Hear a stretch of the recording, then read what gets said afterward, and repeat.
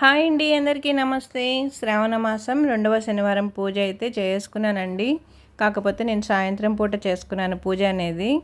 Time లేక అప్పుడు అయితే వీడియో అప్లోడ్ చేయలేదండి. అందుకని సండే చేస్తున్నాను అనమాట. వీడియోని చూసేసేయండి నా పూజ ఎలా అయింది ఏంటి అనేది. ఇదిగోండి, నేనైతే బియ్యం పిండి అయితే తీసేసుకున్నాను. అందులో కొద్దిగా బెల్లం వేసుకొని పాలతో కలుపుతున్నానండి. ఇవి పచ్చి పాలు పోసి కలుపుతున్నాను అనమాట ప్రమిదల కోసం బియ్యం పిండిని. అలాగే నెయ్యి కూడా వేసుకున్నానండి. ఆవు నెయ్యి వేసుకున్నాను. ఇక్కడ నేను బాగా ముద్ద చేసుకుంటున్నాను అనమాట పిండి అంతా కూడా. బెల్లం అయితే కొద్దిగా వేసుకున్నానండి, లైట్గా.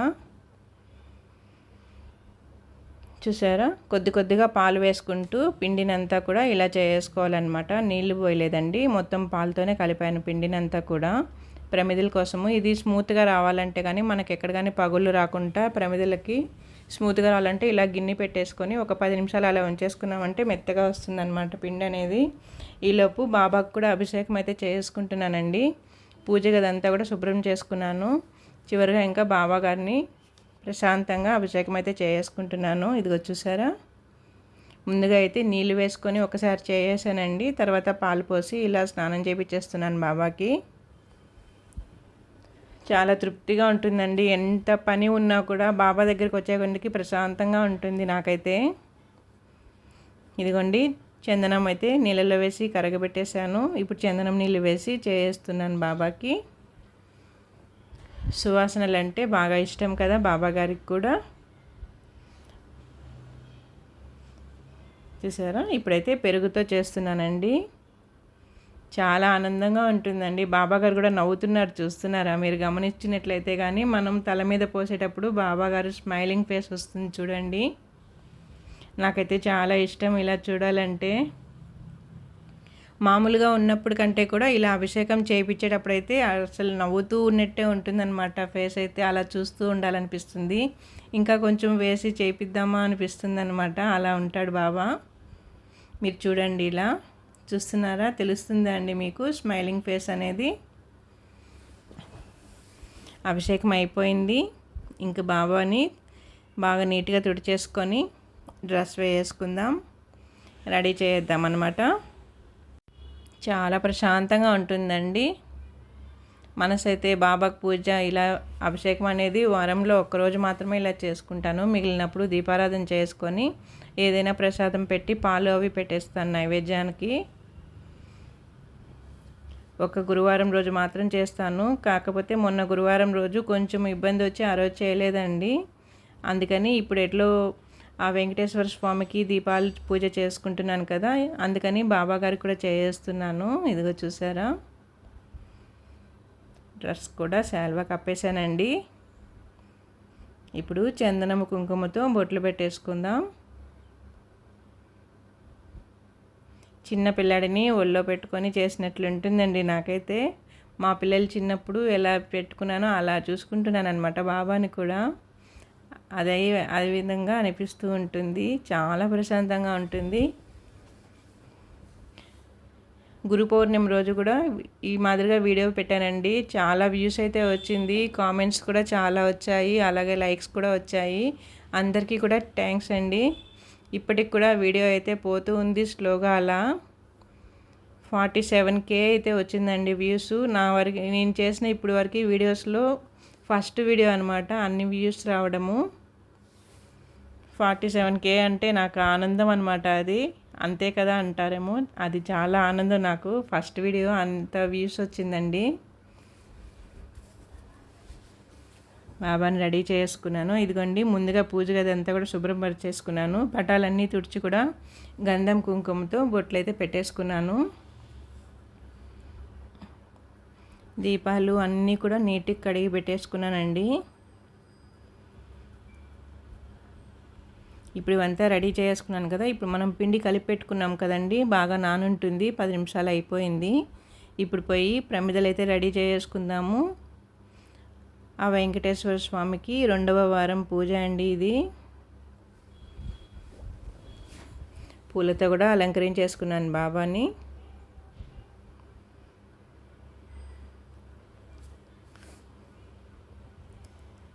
దీపం దగ్గర కూడా పువ్వులు పెట్టేసుకొని ఆయిల్ వేస్తున్నాను, ఒత్తులంతా వేసి.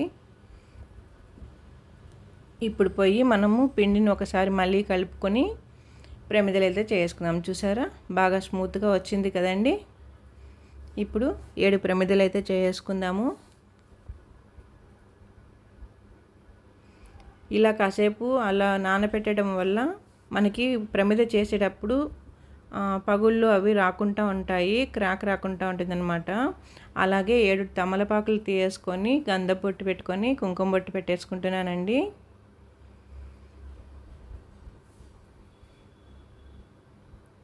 ఈ విధంగా తమలపాకులు తీసుకొని బొట్లు పెట్టేసుకున్నాను.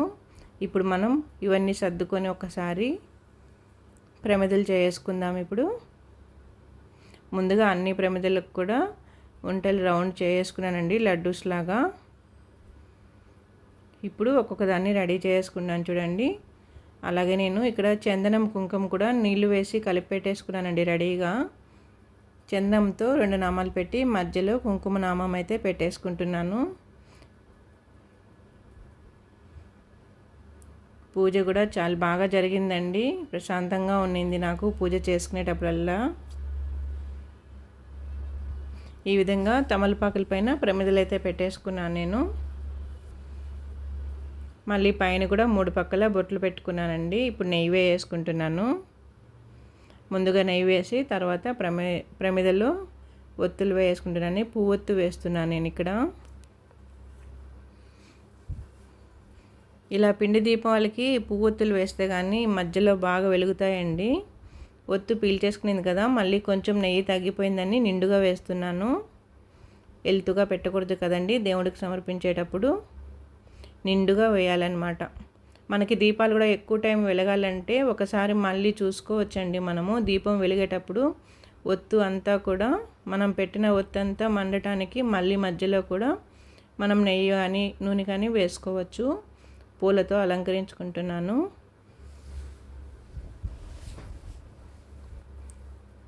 అప్పుడప్పుడు ఇలా కొంచెం టైం తీసుకొని కానీ పూజలు చేసుకున్నామంటే ఇంట్లో నెగిటివ్ ఎనర్జీ అంతా పోయి పాజిటివ్ ఎనర్జీ వస్తుంది, మనసు కూడా ప్రశాంతంగా ఉంటుంది.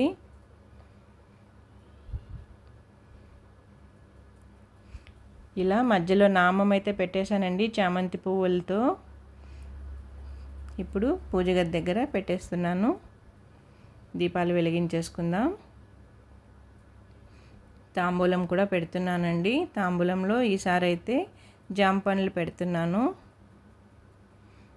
మామూలుగా అరటి పండ్లే పెడుతూ ఉంటాను కదండి, ఈసారి కొద్దిగా జామ పండ్లు అయితే తీసుకొచ్చేసారు మా వారు. జామ పండ్లు పెట్టేస్తున్నాను. అలాగే స్వామివారికి దద్దోజనం ఇంకా శనగలు అయితే పెట్టేశానండి నైవేద్యం కోసం అని చెప్పి. దీపం వెలిగించేసుకున్నాను. ఇప్పుడు మనం చేసుకున్న ప్రమిదలు వెలిగించడానికి నేనైతే అగరబత్తితో వెలిగించేసుకుంటున్నానండి ప్రమిదలోని దీపాలని. డైరెక్ట్గా పెట్టకూడదు అంటారు కదండి పెద్దవాళ్ళు. అగరబత్తి వెలిగించుకొని అగరబత్తితో పెడుతున్నాను.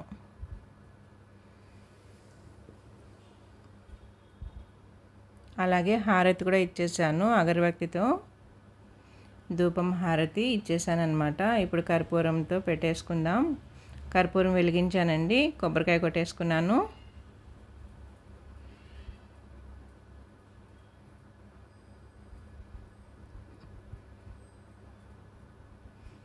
అలాగే కర్పూర హారతులు అంటే ఇష్టం కదండి వెంకటేశ్వర స్వామికి. సువాసనలు అంటే కూడా బాబా గారికి, కింద లక్ష్మీదేవికి అంతా కూడా హారతులు ఇచ్చేసానండి. ఇప్పుడు నేను గోవింద నామాలు కూడా చదివేసుకుంటున్నాను. విష్ణు సహస్రనామాలు శ్లోకం అలాగే గోవింద నామాలు కూడా చదువుకుంటున్నానండి. కానీ అవైతే వీడియో పెట్టలేదు. లాస్ట్ వీక్ కూడా పెట్టానండి గోవింద నామాలది. ఇప్పుడు చదివి పెట్టామంటే లాంగ్ అయిపోతుంది వీడియో అనేసి అది స్క్రిప్ట్ చేసాను. మీకు సపరేట్ అయితే వీడియో అయితే పెట్టేస్తానండి. నేనైతే అవి చదువుకొని నమస్కరించేసుకున్నాను. అలాగే నైవేద్యాలు కూడా సమర్పించేసుకుంటున్నాను స్వామివారికి. దద్దోజనం బాబాకి, అలాగే కింద లక్ష్మీదేవికి కూడా పెట్టేసుకున్నాను. అలాగే శనగలు కూడా నైవేద్యం చూపించేస్తున్నానండి.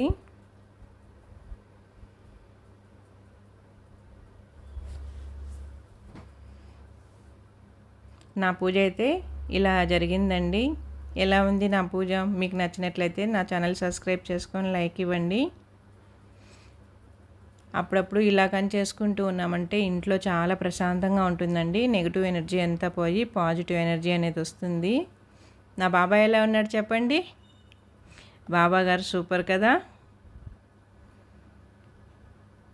దిష్టి పెట్టకండి బాబాని. ఇదిగోండి లక్ష్మీదేవి కింద ఉంది చూస్తున్నారా?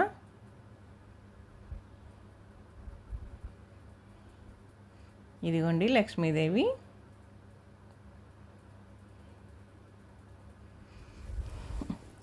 నా పూజ ఇలా సంపూర్ణం అయిపోయింది. రెండవ వారం పూజ. ఈ వీడియో కానీ మీకు నచ్చినట్లయితే నా ఛానల్ సబ్స్క్రైబ్ చేసుకొని లైక్ ఇవ్వండి. గోవింద గోవింద గోవింద.